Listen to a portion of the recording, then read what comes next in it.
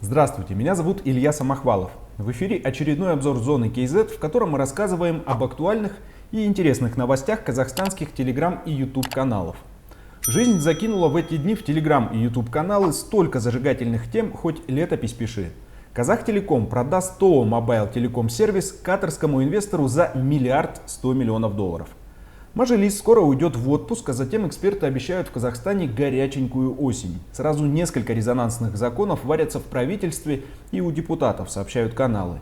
Среди них наказание за харассмент, затем готовится законопроект о разного рода религиозных инцидентах. Ожидаются бурные дискуссии о введении запрета на ношение хиджаба в общественных местах и религиозной одежды в школах. Шума обещают много, но когда-то же надо решать эти вопросы. А зампремьер-министра Серику Жумангарину пришлось объясняться за халяльную саранчу. Он сказал, что пошутил, чтобы разрядить напряженную общественно-политическую жизнь и чтобы общественность немножко повеселилась. Но окончательно от идеи заготавливать саранчу не отказался, просто нужны инвесторы. Медорганизации Казахстана сжульничали на 195 миллионов тенге, пишут телеграммеры. С начала года фонд медстрахования выявил 440 фейковых записей о якобы оказанной гражданам медпомощи. А сами казахстанцы решили собрать подписи под петицией за ипотеку без первоначального взноса. Граждане объясняют, что первоначальные взносы 10, 20, 30% в ипотечных программах для населения неподъемны. Ну а лето уже почти в разгаре, и авторы каналов обсуждают, как на прошлой неделе президент Токаев дал масштабный разгоняй на совещании по развитию казахстанского туризма. Присутствовали члены Кабмина, акимы регионов и городов, руководители нацкомпаний, представители НПП «Атамекен», крупные бизнесмены. Развития, конечно, как такового нет. Президент поставил амбициозную задачу за 5 лет утроить количество туристов в Казахстане. Оцените масштабы предстоящей работы. Про трезвость ума напоминают сводки полиции. Нарколабораторий в стране сегодня как грибов в лесу. На этот раз обнаружили и ликвидировали нарколаборатории в Усть-Каменогорске, Костанае, Петропавловске, в Алматинской области и в Рудном. Погрузиться в прекрасное можно в Астане. В Национальном музее продолжается выставка, инициированная посольством Италии «La Bella Principessa» – «Прекрасная принцесса». Это одна из 15 работ великого итальянского художника Леонардо да Винчи. Уникальную выставку можно посетить до 4 августа, но пока казахстанцы не проявили к ней должного интереса. Открыта она была 7 июня, а побывали там всего около 7 тысяч человек.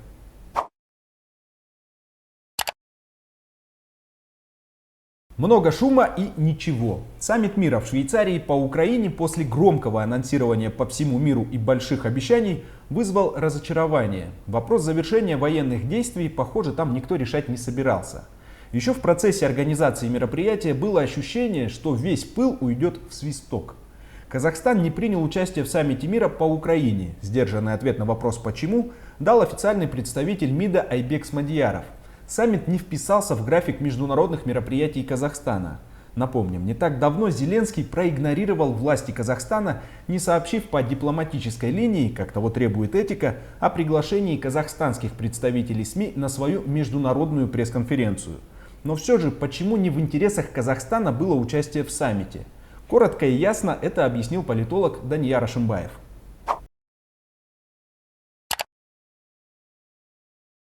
В своем телеграм-канале эксперт подчеркнул, что Казахстан проигнорировал саммит Швейцарии так же, как и другие страны Центральной Азии. Тем более, что, по его мнению, саммит мира к миру отношения не имел. Тут заметим, что и другие эксперты-политологи придерживаются того же мнения. Собирали всех не для решения прекращения войны, а чтобы еще раз убедить скинуться всем на войну против России. Вот что пишет Ашимбаев, цитирую. Во-первых, сразу было ясно, что никакого отношения к мирному урегулированию это мероприятие не имеет. Во-вторых, проукраинская пропаганда, направленная на наш регион, несет в себе откровенно провокационный контент, способствующий разжиганию межнациональной розни. И прямо и косвенно ее поддерживать не в интересах ни государства, ни общества, делает вывод политолог. Процитируем итоговую декларацию, которую подписали 80 стран в Швейцарии. Все военнопленные должны быть освобождены путем обмена всех на всех. Также в Украину должны вернуться незаконно вывезенные граждане. Недопустимо применение ядерного оружия. Основой для достижения мира должны служить принципы уважения территориальной целостности и суверенитета всех государств. Запорожская АЭС должна работать под полным контролем Украины и МАГАТЭ. Необходимо установить свободное и безопасное коммерческое судоходство, а также предоставить доступ к портам в Черном и Азовском морях. Подписывать документ, напомним, отказались Армения, Арабские Эмираты, Саудовская Аравия, Индия и другие страны. Россия на саммит, понятно, приглашена не была. Похоже, эту войну никто останавливать не собирается.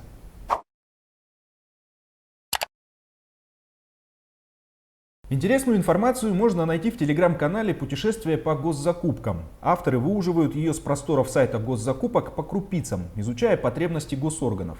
Самое интересное, как госслужащие тратят госсредства на обеспечение себя любимых автомашинами.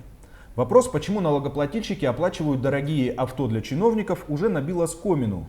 Вроде и президент страны строго наказал, жить нужно по средствам, и объявил мораторий на дорогие автомашины и заодно и на мебель. Сидеть в шикарно обставленных кабинетах наши слуги народа тоже ох как любят.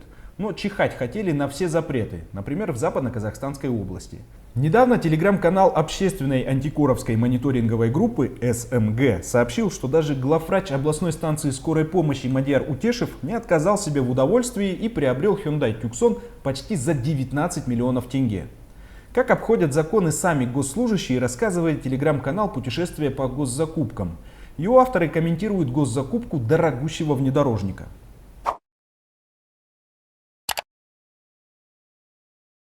Закупиться на 31 миллион тенге решили в государственном коммунальном учреждении Управление государственных закупок акимата Жамбылской области, которое объявило открытый конкурс. Телеграммеры сообщают, что закон запрещает указывать название автомашины напрямую. Казалось бы, а как еще можно купить конкретный нужный автомобиль? Правильный ответ – никак, пишут они. Вкусовые предпочтения сотрудников государственных организаций и их желание ездить на чем-то конкретном не должны никаким образом учитываться в закупках.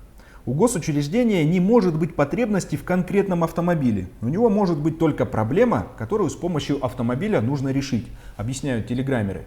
Но чиновники исхитрились и забили в объявление технические характеристики, которые сводятся к одному единственно возможному варианту покупки многоместного внедорожника Hyundai Palisade. Вся информация, сообщает телеграм-канал, скопирована с веб-портала официального дилера в Казахстане. Даже сумма закупки идентичная, утверждают авторы. Чтобы никто не сомневался, авторы предлагают ознакомиться с параметрами автомобиля по ссылке в интернете. Закупка должна состояться до 24 июня, но вот конкурентов этому авто из-за уже объявленной технической характеристики совсем нет, обращают внимание телеграммеры. Хотя есть гораздо более дешевые модели, не уступающие по качеству Hyundai Palisade. Так что, несмотря на окрик с аккорды, тратить по 30 миллионов тенге на внедорожник у нас все равно могут себе позволить не только бизнесмены, но и госслужащие.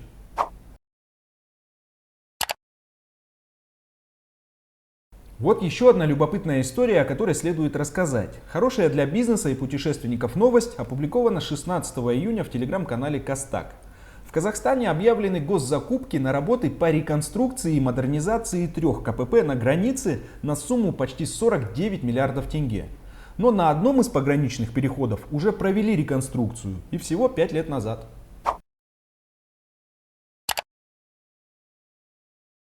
Как сообщает телеграм-канал, заказчиком работ выступает АО «Национальная компания Казавтожол», а речь идет о реконструкции нежилых зданий, сооружений, помещений.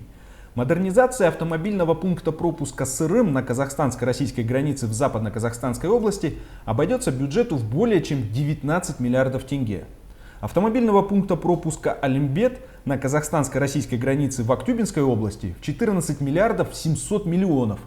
Автомобильного пункта пропуска Косак на казахстанско-российской границе в Павлодарской области в 14 миллиардов 800 миллионов тенге. Подробностей, что именно за такие большие деньги будут делать будущие счастливые подрядчики, канал не сообщает. А мы расскажем, как в октябре 2019 года СМИ торжественно объявили о завершении первой реконструкции пункта пропуска Сырым. Сумма по тем временам была тоже немаленькая – 2 миллиарда 200 миллионов тенге. Сам проект шумно рекламировали. Журналистам показывали рисунки 8 оборудованных для досмотра полос. Они должны были решить проблему заторов на этом участке казахстанско-российской границы. а также объекты социальной инфраструктуры, которые должны были привлечь бизнес. Это зоны отдыха, кафе и туалеты. Для дальнобойщиков тема очень актуальная. Их фуры часто стоят на границе сутками, как это всем известно, и зимой, и летом. Торжественное открытие обновленного пограничного перехода в ЗКО замяли, провели тихо, без лишнего шума и лишних журналистов. 8 полос досмотра появились, но проблему заторов не решили. Не появились там только зоны отдыха, кафе и туалеты. Один стоит на въезде со стороны Казахстана, но не работает, нет воды. Нет сейчас на погранпереходе бесперебойного электроснабжения, слабо работает интернет. В 2019 году СМИ пытались поднять вопрос о коррупции при реализации этого проекта модернизации, но вопрос замяли, а проезжающие так и терпят неудобства из-за отсутствия цивилизованных условий и какого бы то ни было сервиса. Посмотрим, как преобразится пограничный пункт пропуска в ЗКО после новой реконструкции с бюджетом почти в 10 раз превышающим реконструкцию 2019 года. И будет ли должный контроль за освоением этих средств?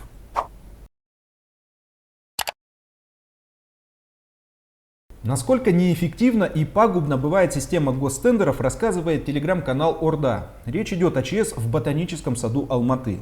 Тут в 2022 году началась реконструкция оранжереи, но не была закончена из-за отсутствия денег у подрядчика.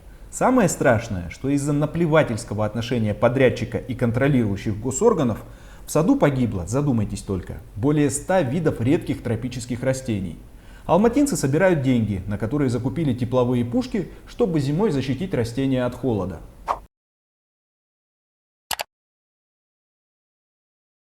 Авторы канала сообщают, что Институт ботаники и фитоинтродукции подал иск на генподрядчика. Им оказалась ТО «Строительная компания Шах». Подрядчика признали виновным и обязали закончить строительство объекта, но он не выполняет решение суда. Нет денег. А куда девались те средства, что были выделены компании? Никто не разбирается. В мае текущего года руководство знаменитого на весь Казахстан ботанического сада объявило поиск спонсоров для завершения реконструкции. Растения так и остаются под открытым небом, сигналят телеграммеры. Выжило только 40%.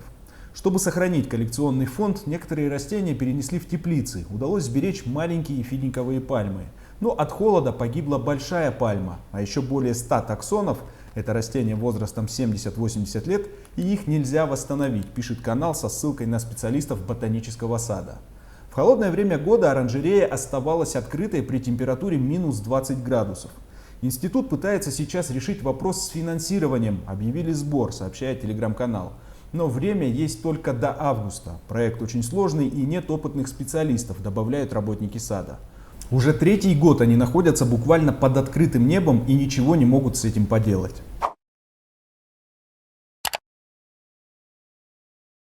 А на просторах интернета не хуже, чем в блокбастерах. Буквально идет борьба темных сил за умы. Телеграм-канал Asia Today рассказывает, почему миллионы людей удаляют из социальной сети Facebook свои аккаунты и призывают к этому других.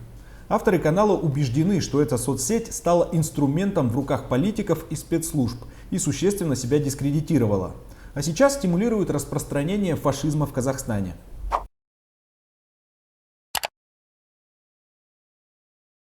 Принадлежащая американскому миллиардеру Марку Цукербергу социальная сеть Facebook, принадлежит компании Meta, успешно вносит раскол в казахстанское общество и стимулирует распространение фашизма в Казахстане, заявили авторы телеграм-канала.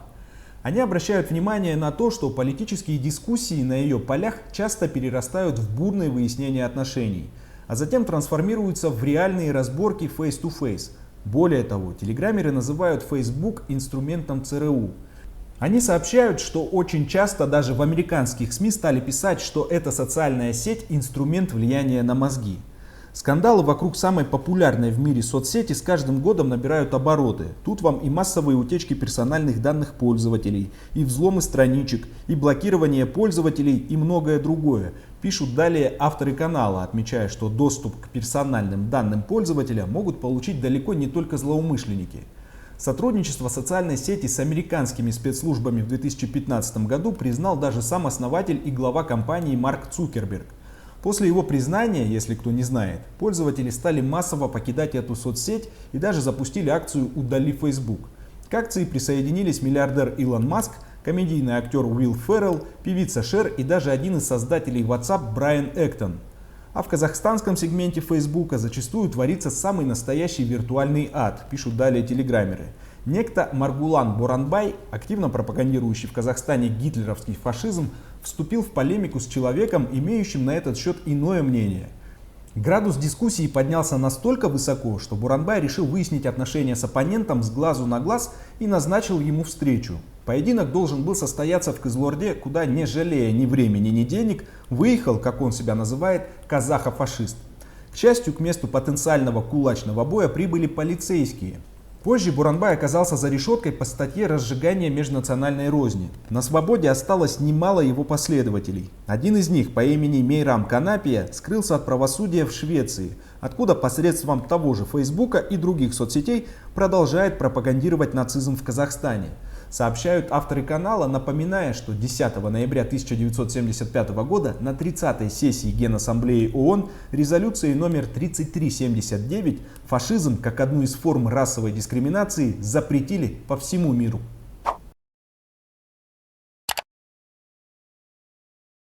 И немного о научных сенсациях. Пока казахстанцы спорят о возврате часовых поясов в регионах Казахстана, ища потерянное время, ученые заявили, что ядро Земли замедляет свое вращение.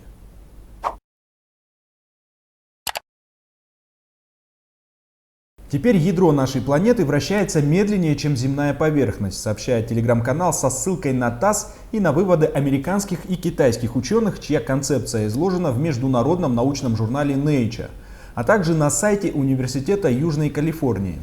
Внутреннее ядро Земли – это твердый металлический шар из железо-никелевого сплава, окруженный жидкой мантией. Информации о ядре мало, и ученые используют сейсмические волны для исследований, объясняют телеграммеры.